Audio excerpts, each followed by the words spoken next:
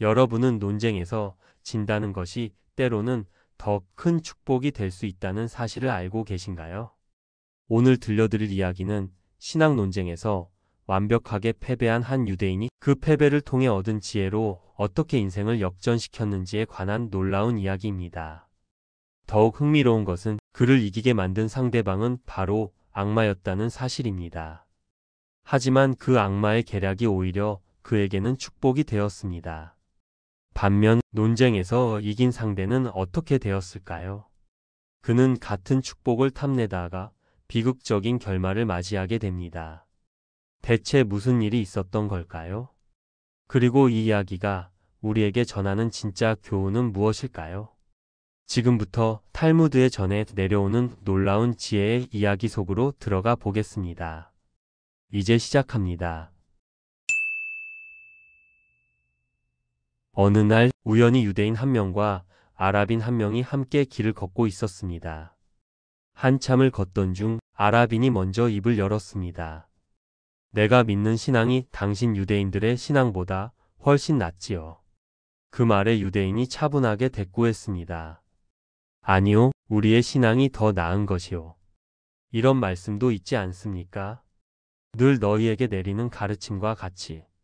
올바른 율법과 계명을 가진 위대한 백성이 너희 외에 누가 있겠느냐 하는 말이요. 아랍인은 자신만만한 표정으로 제안했습니다. 그럼 우리 내기를 해볼까요?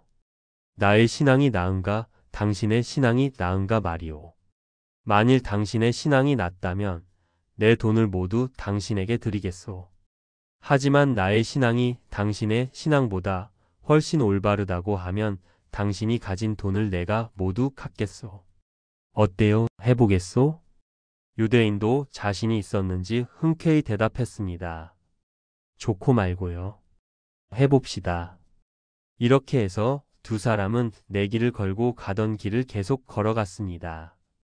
그때였습니다. 악마가 노인의 모습으로 변장을 하고는 그들이 가는 길에 나타난 것입니다. 두 사람은 마침 좋은 기회라고 생각하며 그 노인을 불러 세웠습니다. 저기요, 노인장. 잠깐 여쭤볼 것이 있습니다. 우리가 지금 신앙 논쟁을 하고 있는데요. 유대인의 신앙과 아랍인의 신앙 중 어느 것이 더 옳다고 생각하십니까?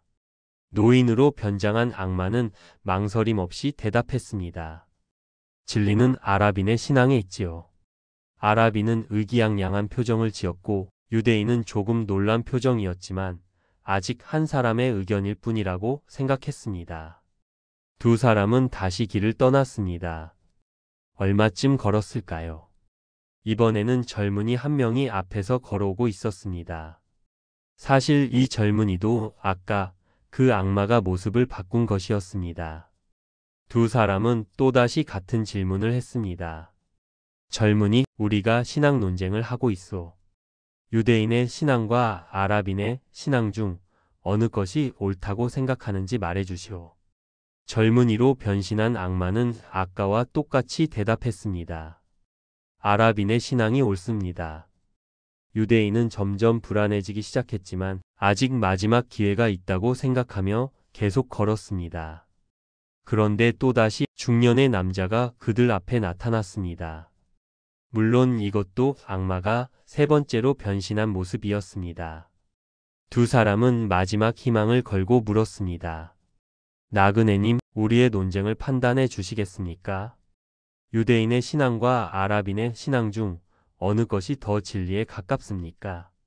중년 남자로 변신한 악마는 앞에 두 번과 똑같이 대답했습니다. 아랍인이 옳지요. 세 사람 모두가 아랍인을 지지하는 것이었습니다.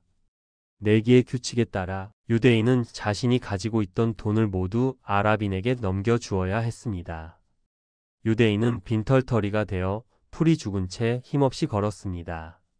해가 지고 밤이 되자 그는 길가에 있는 폐가를 발견했습니다. 지친 몸을 누일 곳이 필요했던 유대인은 그 폐가 안으로 들어가 한쪽 구석에 몸을 눕혔습니다. 피곤함에 잠이 들려는 순간 어디선가 소리가 들려왔습니다. 밤이 깊어지자 폐가 안으로 여러 악마들이 모여들기 시작했습니다. 유대인은 숨을 죽이고 그들의 대화를 엿듣게 되었습니다. 한 악마가 다른 악마에게 물었습니다. 예, 너는 하루 종일 안 보이던데 뭐 타고 다녔니? 그 악마가 신이 나서 대답했습니다. 재미있는 일이 있어서 그 일을 하느라고 바빴지. 오늘 낮에 유대인과 아랍인이 서로 신앙 다툼을 하고 있더구나. 그래서 내가 3번이나 모습을 바꿔가며 나타나서 아랍인의 편을 들어주었지. 유대인의 얼굴이 점점 어두워지는 걸 보니 정말 통쾌하더라고. 유대인은 깜짝 놀랐습니다. 자신을 속였던 3사람이 모두 같은 악마였다는 사실을 알게 된 것입니다. 다른 악마들이 물었습니다. 너는 또 하루 종일 뭐하고 다니느라 코빼기도 안 보였니? 2번째 악마가 자랑스럽게 말했습니다. 나도 재미있는 일이 있었지. 어떤 나라의 공주가 출산을 하고 있었는데 내가 방해를 해서 아기가 나오지 못하게 막아버렸어. 공주는 일주일 동안 계속 고통에 시달릴 거야. 하하. 물론 그 성 뒤에 있는 특별한 나무의 잎을 모아서 거기서 짠 즙을 산모의 코에 넣으면 순순히 아기가 나온다는 것을 그들은 모르지. 유대인은 귀를 쫑긋 세우고 그 말을 하나도 놓치지 않으려고 집중했습니다. 3번째 악마가 또 다른 악마에게 물었습니다. 너는 무얼 했니? 3번째 악마가 흐뭇한 표정으로 대답했습니다. 나는 어느 마을에 가서 장난을 좀 쳤네. 그 마을에 하나밖에 없는 샘물을 막아버렸지. 마을 사람들이 목이 말라 죽게 생겼더라고. 하지만 검은 황소 한 마리를 그 샘 앞에서 죽이면 샘은 다시 콸콸 쏟아지게 되어 있네. 그것도 그들은 절대 모를 거야. 유대인은 악마들이 떠드는 모든 말을 정확하게 기억해 두었습니다. 공주를 살릴 방법, 샘물을 되살릴 방법까지 모든 것을 마음속에 새겼습니다. 악마들은 한참 더 떠들다가 동이 트기 전에 사라졌습니다. 해가 밝자 유대인은 서둘러 폐가를 나왔습니다. 그리고 악마들이 말하던 그 나라를 향해 걸음을 재촉했습니다. 얼마를 걸었을까요? 드디어 그 나라에 도착했을 때 온 나라가 근심에 쌓여 있었습니다. 공주가 난산으로 고통받고 있으며 이미 며칠째 아기가 나오지 못하고 있다는 소식이었습니다. 유대인은 용기를 내어 성문을 지키는 병사에게 말했습니다. 저는 공주님을 도울 수 있습니다. 왕께 이 사실을 전해 주십시오. 병사는 반신반의했지만 워낙 급박한 상황이라 왕에게 그 말을 전했습니다. 왕은 지푸라기라도 잡는 심정으로 그 유대인을 불러들였습니다. 유대인은 왕 앞에 무릎을 꿇고 말했습니다. 폐하, 성 뒤에 있는 특별한 나무가 있습니다. 그 나무에서 잎을 따다가 즙을 내어 공주님의 코에 넣어 보십시오. 그러면 공주님께서 건강한 아기를 낳으실 것입니다. 왕은 즉시 시녀들에게 명령했습니다. 시녀들이 유대인의 충고대로 나뭇잎을 가져와 즙을 내어 공주의 코에 넣자 놀랍게도 공주는 곧 건강한 아기를 낳았습니다. 온 나라가 환호성으로 가득 찼습니다. 왕은 대단히 기뻐하며 유대인에게 금과 은 그리고 값진 보석들을 가득 내렸습니다. 당신은 우리 왕국의 은인이요. 이 보답으로는 부족하지만 받아주시오. 유대인은 왕께 감사의 인사를 드리고 그 나라를 떠났습니다. 이번에는 악마가 샘물을 막았다던 그 마을로 향했습니다. 그 마을에 도착하니 과연 마을 사람들이 모두 물 부족으로 고통받고 있었습니다. 유대인은 마을 사람들을 모아놓고 말했습니다. 여러분, 제가 샘물을 되살릴 방법을 알고 있습니다. 샘물 앞에서 검은 황소 한 마리를 잡으십시오. 그러면 샘물이 다시 솟아오를 것입니다. 마을 사람들은 반신반의했습니다. 하지만 사정이 워낙 절박한지라 그들은 유대인의 말대로 검은 황소를 샘 앞으로 끌고 와서 죽였습니다. 그 순간 거짓말처럼 막혔던 샘에서 다시 맑은 물이 콸콸 쏟아져 나오기 시작했습니다. 마을 사람들은 환호했고 유대인을 마을의 영웅처럼 대접했습니다. 그들은 감사의 표시로 많은 돈과 음식을 그에게 주었습니다. 이제 유대인은 두 곳에서 받은 보상으로 부자가 되었습니다. 그는 기쁜 마음으로 고향으로 돌아가는 길에 올랐습니다. 그런데 놀랍게도 길을 가다가 얼마 전에 자신의 돈을 모두 가져갔던 바로 그 아랍인을 다시 만나게 되었습니다. 아랍인은 화려한 옷을 입고 부유한 행색을 한 유대인을 보고 눈이 휘둥그레졌습니다.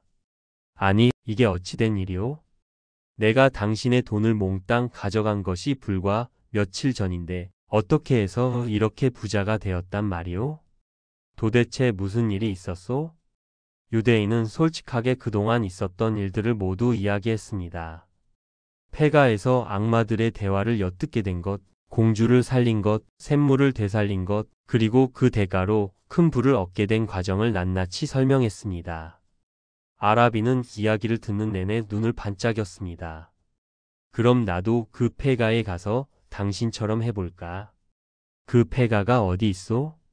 나도 악마들의 비밀을 듣고 부자가 되고 싶소. 유대인은 친절하게 그 폐가의 위치를 알려주었습니다. 아랍인은 유대인과 헤어진 후 서둘러 그 폐가를 찾아갔습니다. 해가 지자 그는 폐가 안으로 들어가 어둠 속에 몸을 숨겼습니다. 밤이 깊어지고 정말로 악마들이 하나둘씩 나타나기 시작했습니다. 아랍인은 가슴이 두근거렸습니다. 이제 나도 비밀을 듣고 부자가 되는 거야. 그런데 악마들은 모여들더니 갑자기 폐가 안을 날카롭게 살피기 시작했습니다. 그리고 어둠 속에 숨어있는 인간의 냄새를 맡았습니다. 여기 인간이 숨어 있다.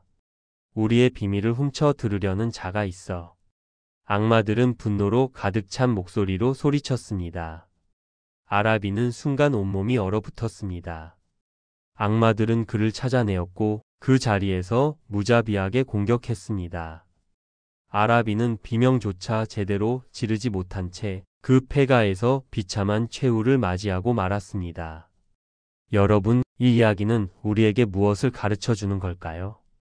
표면적으로는 신학 논쟁에 관한 이야기처럼 보이지만 탈무드가 전하고자 하는 진짜 교훈은 따로 있습니다. 첫 번째 교훈은 남을 헐뜯고 비방하는 것이 얼마나 위험한지에 대한 것입니다. 아랍인은 처음부터 유대인의 신앙을 깎아내리려 했고 그것을 내기의 수단으로 삼았습니다. 그는 악마의 도움으로 논쟁에서 이겼지만 결국 그 악마 때문에 목숨을 잃게 됩니다. 남을 헐뜯는 사람은 무기를 사용하여 사람을 해치는 것보다 죄가 무겁습니다. 무기는 가까이 가지 않으면 상대를 해칠 수 없지만 남을 헐뜯는 말은 멀리서도 사람을 해칠 수 있기 때문입니다. 두 번째 교훈은 패배가 때로는 더 큰 축복이 될 수 있다는 것입니다. 유대인은 논쟁에서 졌고 돈을 모두 잃었습니다. 하지만 그 패배 덕분에 폐가에서 쉬게 되었고 악마들의 비밀을 알게 되어 더 큰 부를 얻게 되었습니다. 인생에서 우리가 겪는 실패와 좌절이 때로는 더 큰 성공을 위한 준비 과정일 수 있다는 것을 보여줍니다. 세 번째 교훈은 지혜로운 사람은 어떤 상황에서도 배움을 얻는다는 것입니다. 유대인은 폐가에서 두려워하거나 낙심하지 않고 악마들의 대화를 주의 깊게 듣고 기억했습니다. 그리고 그 지식을 선한 목적으로 사용했습니다. 공주를 살리고 마을 사람들을 구한 것이죠. 지혜는 단순히 아는 것이 아니라 아는 것을 어떻게 사용하느냐에 달려 있습니다. 네 번째 교훈은 탐욕의 위험성입니다. 아랍인은 이미 유대인의 돈을 모두 가져가 부자였습니다. 하지만 더 많은 것을 원했고 남의 방법을 그대로 따라 하려다가 목숨을 잃었습니다. 같은 방법이라도 그 사람의 마음가짐과 동기에 따라 결과가 달라질 수 있습니다. 마지막으로 진정한 승리는 논쟁에서 이기는 것이 아니라 인격과 행동으로 증명하는 것입니다. 유대인은 신앙 논쟁에서는 졌지만 자신의 신앙이 가르치는 대로 선행을 베풀었습니다. 공주를 구하고 마을을 구한 것이 바로 그의 신앙이 옳다는 것을 증명한 것입니다. 여러분, 우리는 살아가면서 수많은 논쟁과 경쟁 속에 놓이게 됩니다. 때로는 억울하게 지는 것 같고 불공평하다고 느낄 때도 있습니다. 하지만 이 탈무드 이야기가 가르쳐 주듯이 진정한 승리는 그 순간의 이김과 짐에 있는 것이 아닙니다. 어떤 상황에서도 지혜를 잃지 않고 선한 마음을 간직하며 배운 것을 남을 돕는 데 사용하는 것, 그것이 진정한 승리입니다. 그리고 무엇보다 남을 헐뜯고 비방하는 말을 조심해야 합니다. 그것은 칼보다 더 무서운 무기가 될 수 있으니까요. 오늘 이야기가 여러분의 삶의 작은 지혜가 되었기를 바랍니다. 이 채널에서는 앞으로도 탈무드의 지혜로운 이야기들을 계속 들려드릴 예정입니다. 구독과 좋아요, 알림 설정을 해주시면 더 많은 지혜의 이야기를 놓치지 않고 만나보실 수 있습니다. 지금까지 책 읽는 소리였습니다. 감사합니다.